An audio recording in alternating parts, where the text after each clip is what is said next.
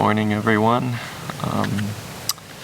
or afternoon or evening, whatever time it is you're watching this. Hope you're having a good time all the same.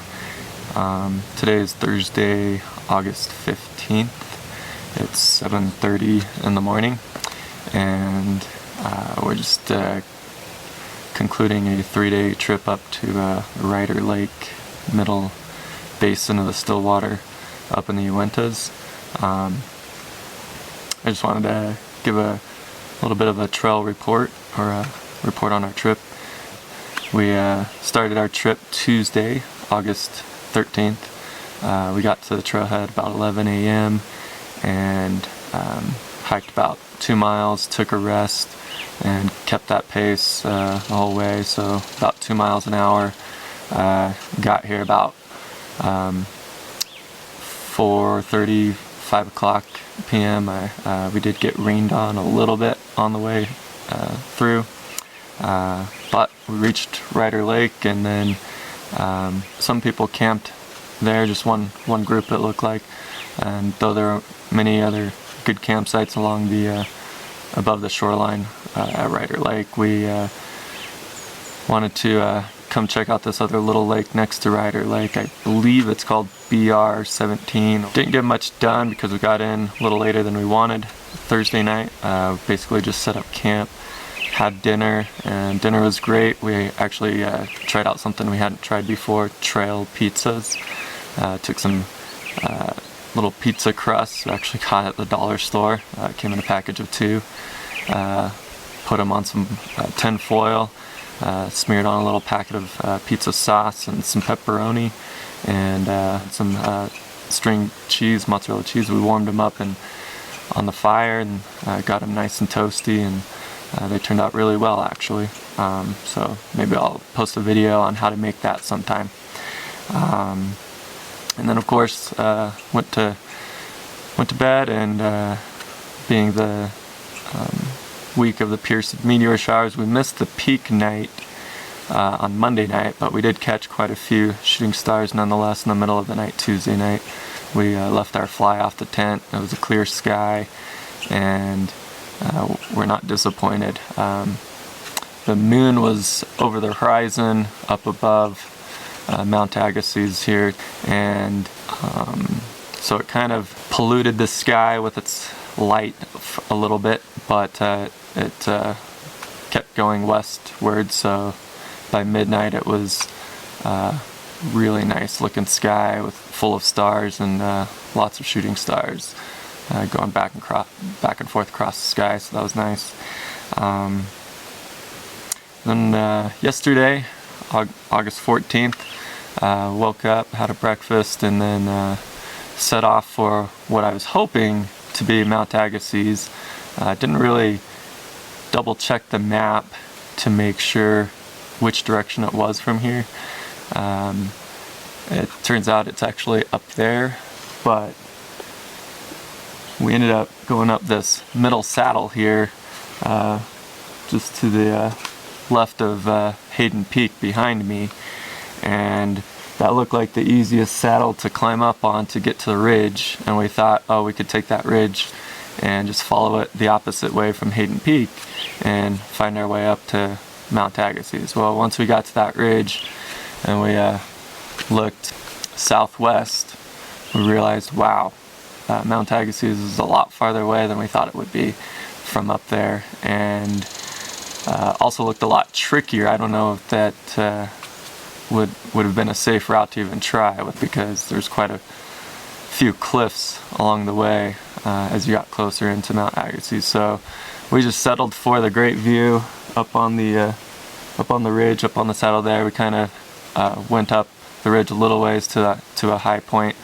It was a little peak, no name to it that I know of, but had still offered a great view of the basin here where we're camped out, as well as over on the other side where the Mirror Lake Highway is, and Mirror Lake itself. Got to see Bald Mountain, down into Granddaddy Lakes Basin a little bit, and then also got to see Mount Timpanogos and the Wasatch Range out on the Wasatch front of Salt Lake and Provo.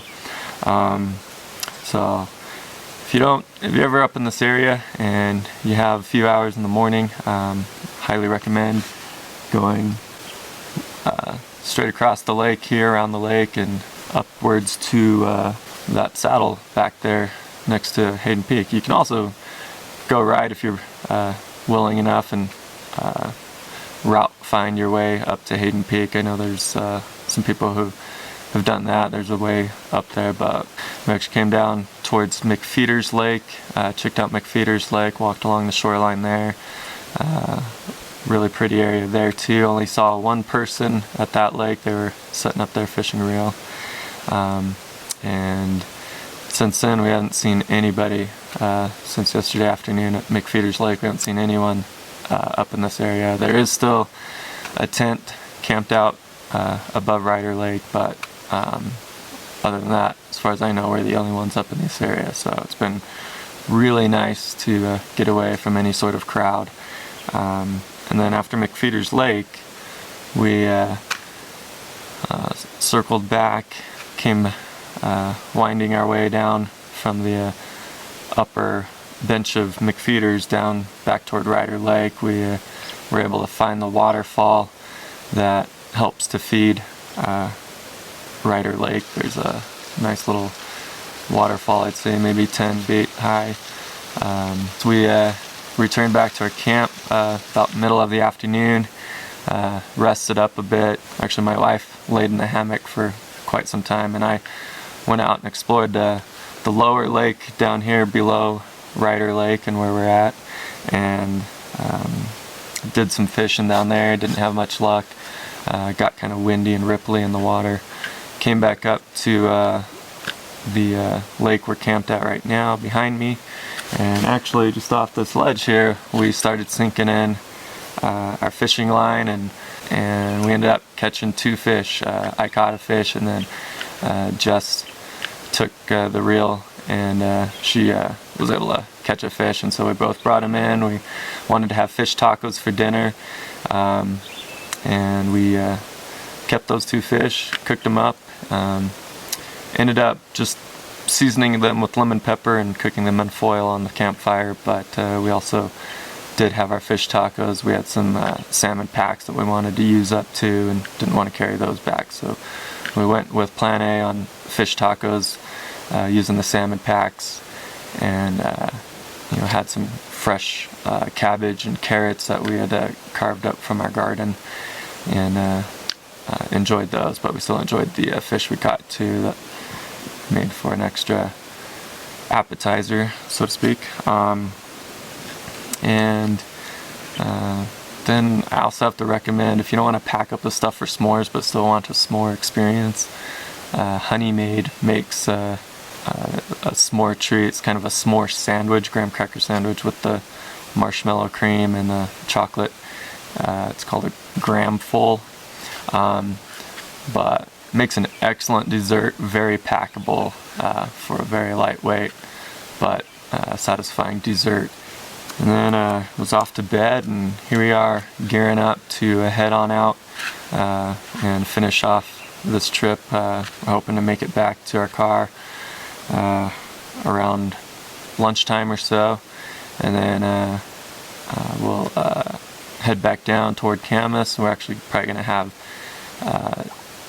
lunch down at a place called Summit Pizza, and it's supposed to be an award-winning local pizza joint down there, so we're keen to try that out. Should be really good after 3 days out in the wilderness here. We look forward to more trail reports, trail guides, trail tips. I hope to be doing more videos of these as I get out into the wilderness when I can. Out in the backcountry, I'll try to post videos of tips and trail reports like this one. And so go ahead and please subscribe, and in the meantime I'll leave you with some more sights and sounds of the area around here. Very beautiful area.